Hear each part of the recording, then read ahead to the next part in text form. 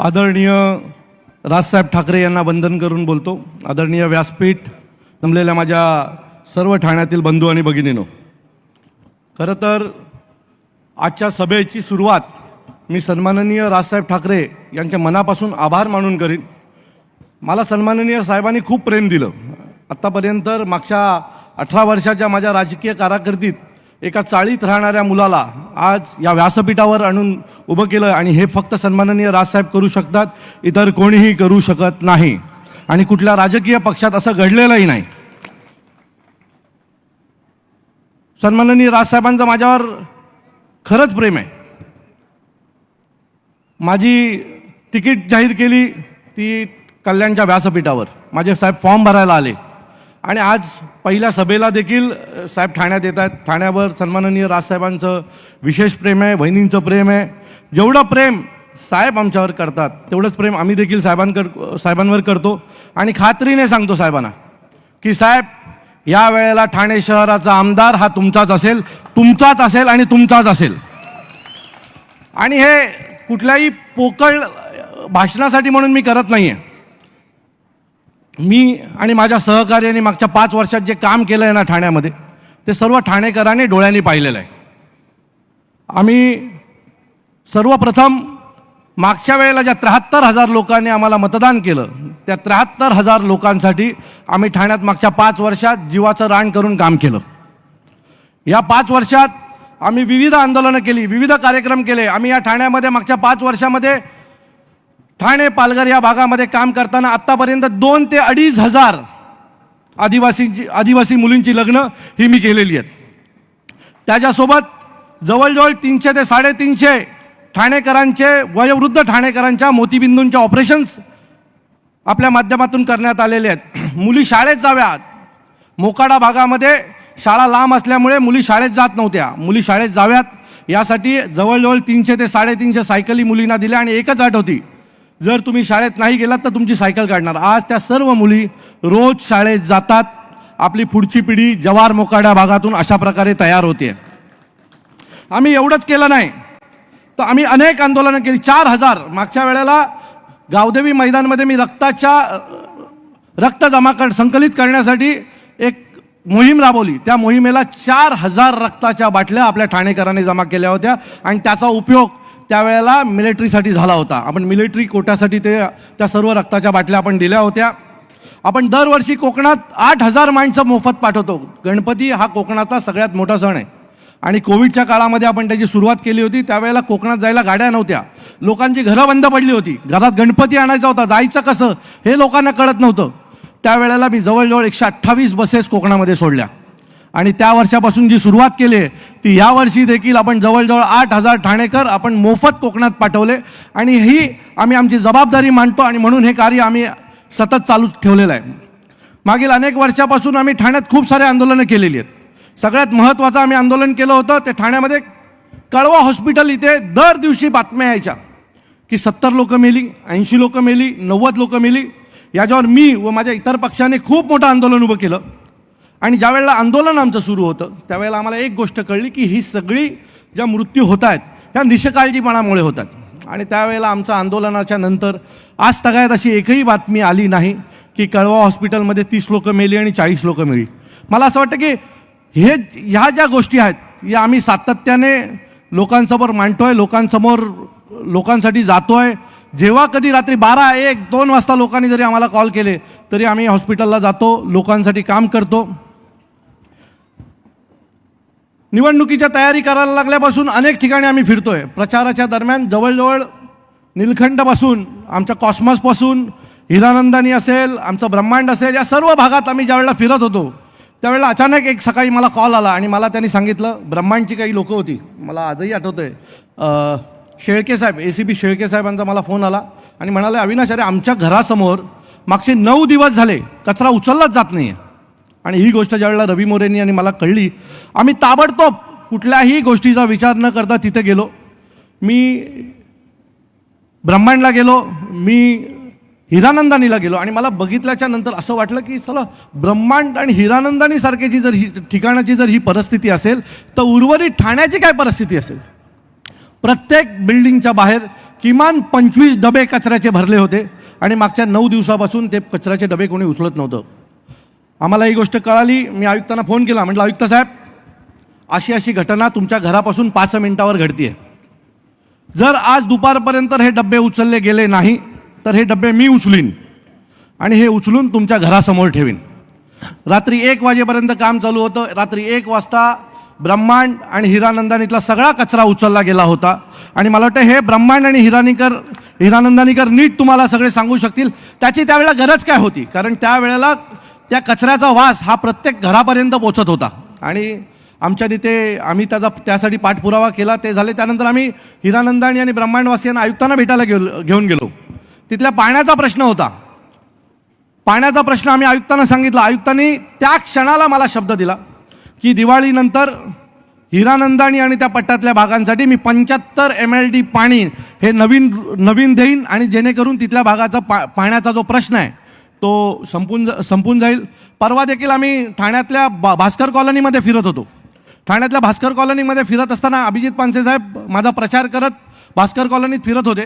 त्यावेळेला काही लोकांचा प्रचंड रागाला त्यांना सामोरे जावे लागले. आणि ती लोकांचं म्हणत होतं की एवढे वर्ष सत्ताधारी येतात जातात, आमच्याकडे पाणी नाही आहे, आमच्याकडे थेंब थेंब पाणी पडतंय, आम्हाला रोज 5-5, 6-6 टँकर विकत घ्यावे लागतात आणि असंच चाललं तर आम्ही मतदान काय करायचं. अभिजित पानसेंनी त्यांना शांतपणे समजवलं. त्यांना सांगितलं संध्याकाळी 6:30-7ला अविनाश येईल, तो तुमच्याशी बोलेल आणि तुमच्या प्रश्नाचं उत्तर 100% मिळेल.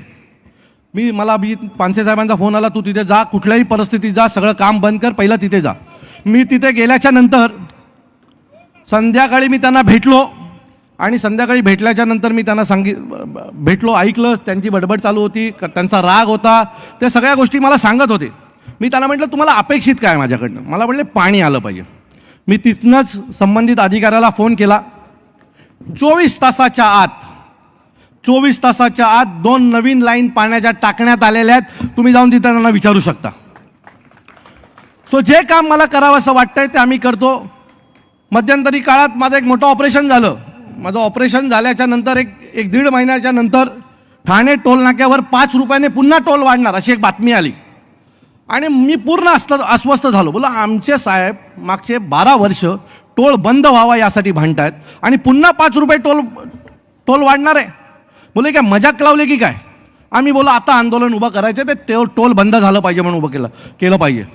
आम्ही 5 दिवस, मी आणि माझा पुष्कर विचारे, आम्ही दोघं 4-5 दिवस टोल नाक्यावर उपोषणाला बसलो आणि त्याचा आता रिझल्ट आलाय.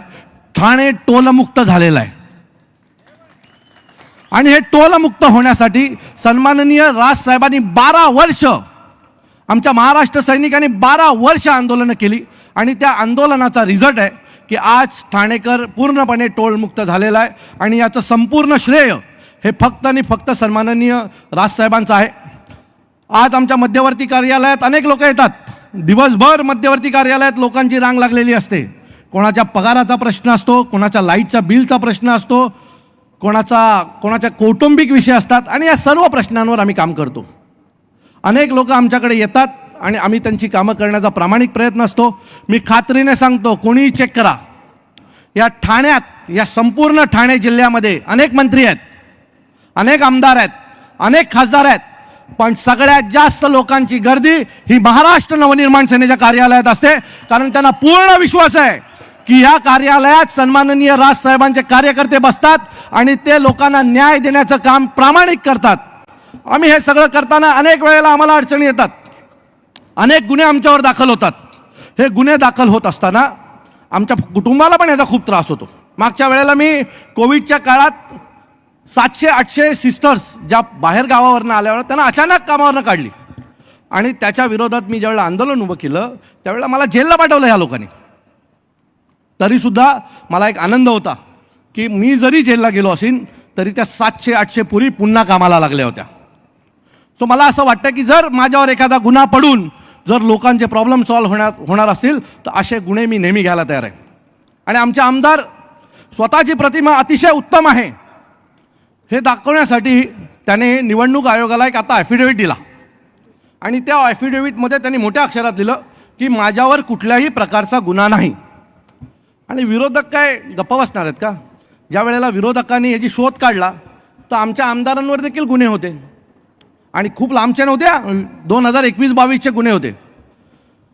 मी ठाणेकरांना हात जोडून विनंती करतो की कृपया या वेळेला संजय केळकरांना मतदान करू नका. चुकून जर ते निवडून आले तर ठाण्यात फेर निवडणूक होणार आहे.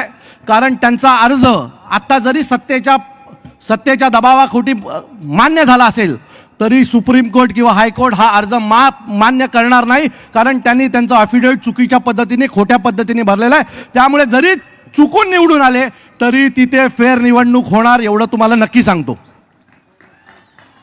आमची प्रतिमा उत्तम आहे हे दाखवण्यासाठी मला असं वाटतं तुम्ही उत्तम काम केलं असतं तर ठाणेकरांनी तुम्हाला डोक्यावर उचलून धरलं असतं. मी ठाण्यातल्या अनेक भागात जातो. अनेक लोकांचं मत असं आहे की आमदार येतच नाहीत. 5-5 वर्ष आमदार आमच्याकडे आलेले नाही आहेत. 10-10 वर्ष काही ठिकाणी म्हणजे फक्त निवडणुकीला ते तिथे पोचतात. त्याच्या व्यतिरिक्त ते अनेक ठिकाणी पोचलेले नाही आहेत. मला असं वाटतंय की किती वर्ष ठाणेकर हा चिन्ह बघून मतदान करणार आहे. एका कमळाच्या पाठी काय काय लपले माहिती आहे का तुम्हाला. एका कमळाच्या पाठी अनेक भ्रष्टाचारी लपलेत, अनेक बलात्कारी लपलेत, काम न करणारी लोक लपलेत. काम न करता पण त्या माणसाला ज्यावेळेला मतदान होतं ना त्यावेळेला लोकशाही आहे की नाही असा प्रश्न आम्हाला पडतो. जर आम्ही 24 तास काम करतोय, जेव्हा लोकांचा कॉल येतो त्यावेळेला तो उचलतोय आणि लोकांपर्यंत पोहोचण्याचा प्रयत्न करतोय आणि आम्ही पोचतोय, आम्ही काम करतोय तर आमच्यासोबत लोकांनी का नाही उभं राहतात. तर माझी ठाणेकरांना विनंती आहे, माझी 24 तास काम करायची ताकद आहे. तुम्ही ज्या वेळेला आवाज द्याल त्यावेळेला हा अविनाश जाधव तुमच्यासोबत उभा असेल हे तुम्हाला सगळ्यांना मी खात्रीने सांगतो. एक संधी तुम्ही मला द्या. या ठाण्याचा कायापालट केल्याशिवाय हा अविनाश जाधव गप्पा बसणार नाही. मला या ठाण्यात खूप काही करायचं आहे. ठाणे हा तळावांचं शहर आहे. या तळावांच्या शहरामध्ये तुम्ही जाऊन बघा तळावाच्या शहरात काय चाललंय. त्या तळावांची परिस्थिती बघा. आमच्या ठाण्यातलं तळावपाळी म्हणून सगळ्यांना माहीत आहे. तळापाळी आपल्या ठाण्यासाठी आपलं नाक आहे.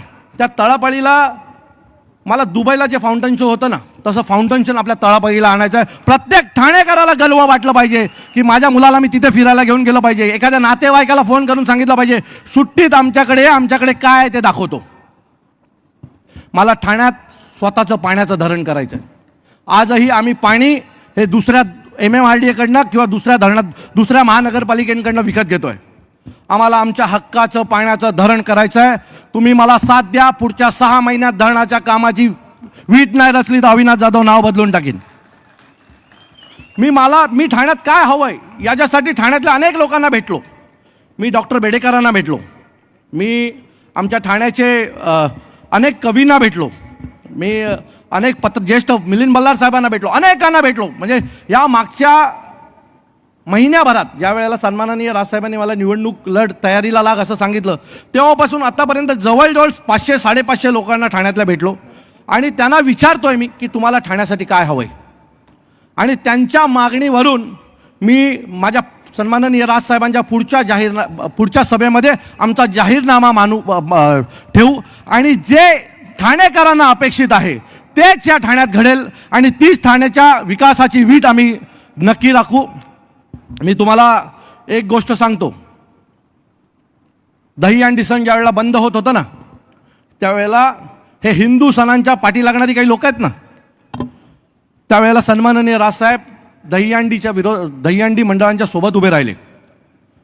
सुप्रीम कोर्टाच्या विरोधात गेलो, कायदा मोड दहीहंडी केली आणि आज लाखो तरुण ही दहीहंडीच्या दिवशी आनंदाने दहीहंडी हा सण साजरा करतात. त्याचं संपूर्ण श्रेय हे सन्माननीय राजसाहेबांचं आहे आणि ती दहीहंडी मी आणि आमचे सहकारी अभिजित पानसे आम्ही दोघांनी मिळून त्यावेळेला तो निर्णय घेतला होता. आजही सांगतो की जर मला तुम्ही ठाण्याचा आमदार केलात तर हिंदू म्हणून संपूर्ण ठाणेकरांच्या पाठी मी खंबीर उभा राहीन आणि ठाणेकरांना अपेक्षित असलेलं काम मी ह्या ठाण्यात करीन. अनेक गोष्टी तुम्हाला सांगायच्या आहेत. प्रचाराच्या दरम्यान अनेक गोष्टी माझ्या समोर येतील. लोकांची जी काही प्रचाराच्या दरम्यान लोकांचं जे काही सहकार्य मला लाभतंय त्या सहकार्याच्या बळावर मी तुम्हाला खात्रीने सांगतो की येत्या 23 तारखेला महाराष्ट्र नवनिर्माण सेनेचा आमदार बनण्यासाठी मी ठाण्यात तयार आहे. आणि तुमच्या सर्वांच्या साथीने सांगतो की एक उत्तम ठाणं आपण भविष्याच्या नजीकच्या काळात करू. तुमचा आशीर्वाद माझ्या पाठी राहो. आज ठाण्यातल्या अनेक सोसायट्यांचे सेक्रेटरी, फेडरेशनचे अध्यक्ष आज इथे आलेत. त्या सगळ्यांचं मी मनापासून इथे स्वागत करतो. काही वेळानंतर तुमच्या आणि साहेबांची देखील भेट मी इथे करून देईन. तुमच्या सगळ्यांच्या आशीर्वादाची अपेक्षा बाळगतो, तुमच्या मतांची अपेक्षा बाळगतो. तुर्तास थांबतो. जय हिंद, जय महाराष्ट्र.